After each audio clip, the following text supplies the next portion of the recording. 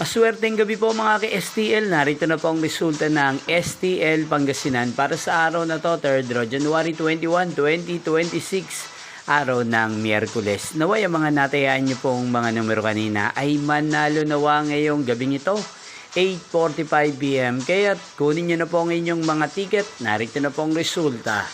Ang mga numerong nanalo sa STL Pangasinan ngayong gabing ito, January 21, 2026, 8:45 PM, third draw. Result 6 at 14. In exact order. Again, 6 at 14.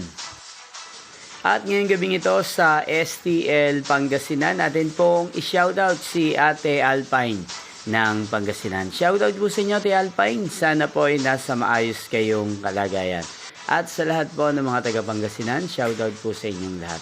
Inyo pong napanood ang resulta ng STL Pangasinan. Maraming salamat po sa patuloy niyo pong panonood at pagsuporta sa aking channel.